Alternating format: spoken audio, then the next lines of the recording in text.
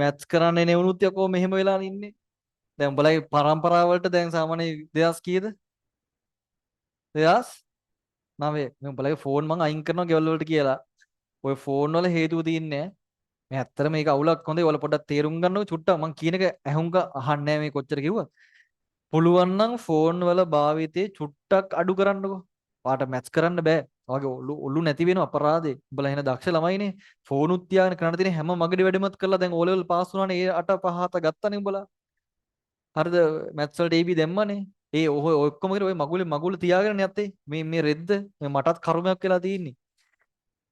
පොලේ ගන්න ඉදලා තියෙන්නේ. හරිද? මේක තියාගෙන උඹලා පාස් වුණානේ. මම කියනවා මේක නැතුව තිබ්බනම් උඹලා මාර මීටර. ඒ කියන්නේ ඕක ඒ ලෙවලට බලපාන. හරිද? මේ ඇත්ත කතාවක් මේ ෆෝන් එක නිසා ඔයාලා මොකද ගන්නෙ? කොල්ල මොකද ගන්නෙ මේකේ? යනවා. හරි මේ යනවා. මෙහෙම නැත්තම් මෙහෙම. හරිද? උඹලා මේකේ ස්ක්‍රෝල් නේ කරන්නේ. මෙහෙම ස්ක්‍රෝල් කර කර බලනවා. මොන ඇති වැඩක් නැහැනේ. ඕකේ මොකද්ද වෙන්නේ? ඉෆෙක්ට් එක මොකද්ද? දැන් සාමාන්‍ය මිනිස්සුන්ට ඔළුවට කොල්ලෙට්ට සාමාන්‍ය කෙල්ලෙට වඩා දේවල් ටිකක් හිතන්න පුළුවන්. හැකියාවක් තියෙනවා. ඒක බෝන් එකක් තියෙනවා. හරිද? සාමාන්‍ය මුන්ගේ රියැක්ෂන් ටයිම් අඩුයිනේ. ඒකනේ මම ස්කූටි වල ඇවිල්ලා එහෙම හැප්පෙනකම් බලන් ඉන්නේ. හප්පලානේ යන්නේ. හප්පලා අපි අයින් කරගන්න බෑ බං.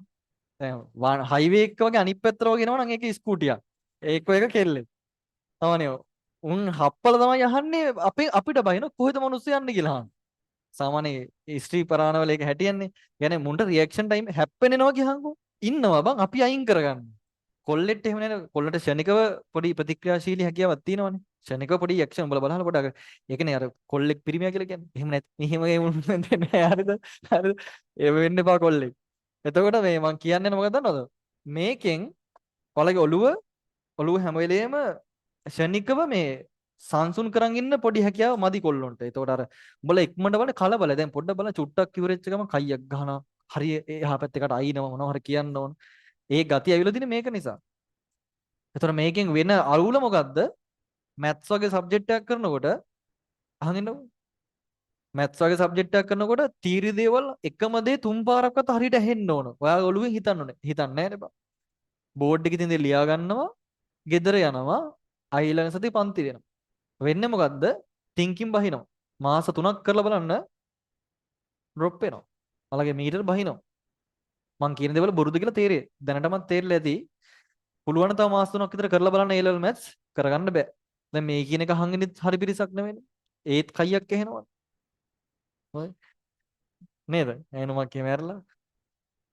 මං කියන්නේ මේක බලපානවා maths කරන්න බෑ එහෙම. ඔයාලගේ මීටර හැදෙන්න ඕන පන්ති ඇතුලේ ඒ විනය තියන් ඉන්න පොඩ්ඩක්. කන්ට්‍රෝල් වෙන්න පුළුවන් තරම්. ඔක ටික කාලයක් යයි. හිතලම හදාගන්න. කියලා වෙනව නැත්තම් ඈ අපරාධේ. නැත්නම් 40000ක් කියලා 25000ක් ගෙදරින් නෑනලවයිනේ. ඔය 40000ටම 3000යි නේ තියෙන්නේ. ඒක පුළුවන් නම් 2028 වෙනස් කරලා පෙන්නන්න. ඒ බැජ්ජක් විදිහට කරන්න. ඉතින් ඔයාලා දැන් මෙතන ලොකු පිරිසක් ඉන්නවා. අපි මුලින්නම් ඉන්නවා කියන්නේ සෑහෙන වැඩක් කරන්නත් පුළුවන්. වැඩ කරලා අපි වෙනම ආතල් ගන්නේව ගමු. හරිද? කැම්පස් ගිහලා ඕන තරම් ආතල් තියෙනවා. මාත් එන්න. හරි.